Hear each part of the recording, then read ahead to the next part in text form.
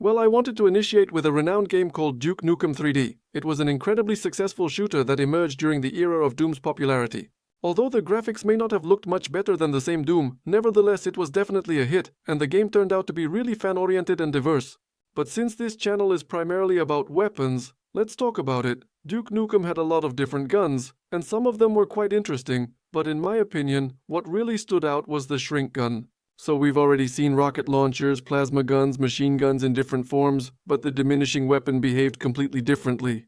So we approached the enemy, shot him with a special charge, after which accordingly he decreased to very small sizes, and we could simply approach and crush him with our boot.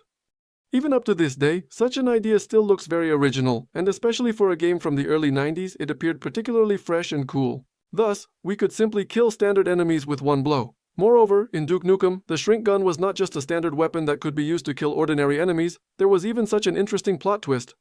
When we could shoot from a shrinking cannon into a mirror, the shot was reflected onto the main character, and he also became small to pass further through some barely noticeable hole on the level. Naturally, currently, nothing of this kind has been invented in reality, so making comparisons to any similar real-life examples simply doesn't make sense. From a game design perspective, the idea turned out to be truly worthwhile. Another incredible series of first-person shooters was known as Blood. The first version was implemented utilizing the same engine as Duke Nukem. Well, let's just say Blood 2 was already made using a fully fledged 3D engine for an enhanced gaming experience. However, in regards to weaponry, these games were abundant with the most violent and brutal methods of eliminating the enemy, encompassing highly unconventional approaches. So naturally, there were all sorts of dynamites, bombs, shotguns, and other classics in the game, but there were also magical weapons, such as Voodoo Doll, which was present in both the first and second part of Blood. So the hero took out that very doll and started poking it with a needle, and the enemies that were on our screen received damage because of it, and in addition to that, there was also an alternative. Hero waved hands over doll, enemies on screen died. Weapon is cool, player gained access to it later in the game, during the later stages of the game, when reaching the advanced levels. And in fact, up to this very day I cannot recall a solitary instance when this doll was employed as a weapon in any game. So it turned out very original. And now we will talk about no less legendary game, the name of which is Half-Life. This first-person action really completely changed the industry. And for you to understand, Duke Nukem, for example, appeared in '96 and Half-Life just 3 years later in '99. And it was a true revolution in FPS. But in general, there's no need to talk about Halfa for too long. Anyway, you've heard of her or even played. In Half-Life, of course, there were classic weapons like rocket launchers, machine guns, pistols, but there were also some alien technologies present. And for me, for example, those same bugs stood out in particular. That is, instead of the usual shooting at the enemy, you had another non-standard option. You could have just thrown a couple of hungry beetles that would devour the enemy alive. First of all, the case is really fresh and fun. And secondly, it allowed to deal with opponents without even exposing oneself to shots. Releasing beetles into the target, if they don't find it, they'll return to you and start eating the player himself. Maybe it wasn't the most effective weapon, but it was definitely the most fun. Various add-ons were also released for Half-Life, which also added a lot of original content. For example, Half-Life Opposing Force, where we had to play as a Special Forces soldier, and here the developers gave even more freedom for their imagination. And one of the most insane weapons was that creature that usually hung from the ceiling and attracted us with its tongue and then bit us. But only a cunning Special Forces soldier could somehow adapt it for his own purposes, and use it to attract enemies, and then bite them with his jaws. So the developers of Half-Life clearly had creativity and order. And now we will probably move on to the most hardcore and gloomy game of that time, and it is called Postal 2.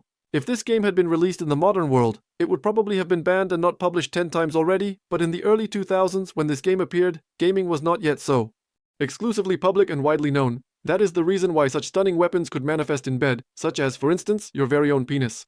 You certainly didn't see him on the screen, but you saw when your hero literally started pissing off his enemies. Of course, it didn't cause any damage to the enemies, and of course you couldn't kill the enemy by pissing on him to death. However, those nearby were naturally quite irritated by this, and occasionally they even began to feel sick. Overall, the game lacked advanced technology or innovative concepts, it was simply very meaty and trashy.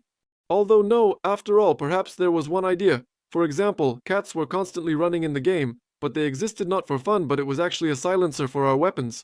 So in the event that your hero was able to capture a kitten, he would have the option to place it on a branch and shoot in this manner. So yes, in the ranking of particularly trashy and crazy weapons, the Postal clearly occupies a very noticeable position. Well, another epic game that definitely should be included in the release is Half-Life 2, and I think you understand perfectly well how serious a step it was for the gaming industry at that time. So you just saw the graphics of the second bed, which was released in 2003, but the second half appeared only a year later in 2004. In short, the game turned out to be simply legendary, but also from the point of view of weapons, there was something to surprise the player. And in my opinion, one of the coolest and non-standard ideas is, of course, a gravity gun. Because everyone is tired of plasma guns, rocket launchers, and other junk of that time. And what about the opportunity to throw a table at the enemy, or some kind of toilet, left the players in complete delight? You were no longer required to possess ammunition for the gravity gun, and there were an ample number of objects in your vicinity that could provide a great deal of amusement and excitement when shooting at the enemy. And here it is worth giving credit not only to the cannon itself as an idea, but also to the physical model of the game, because all objects flew very realistically, and we had never seen anything like this in the gaming industry before. Thus, when the second half just emerged, I dedicated a couple of hours to playing one-on-one in multiplayer mode with my friend, specifically focusing on the use of gravity guns. In general, both for that time and even for today, the weapon turned out to be maximally original and cool. In general, it was an episode dedicated to the most crazy weapons in the history of video games, and actually, I have something else to tell you about more modern game samples. Therefore, if you really liked the topic and want a continuation, be sure to like it so that I understand that such content suits you. And what are you interested in hearing, not only about real weapons, but also about fantastic samples?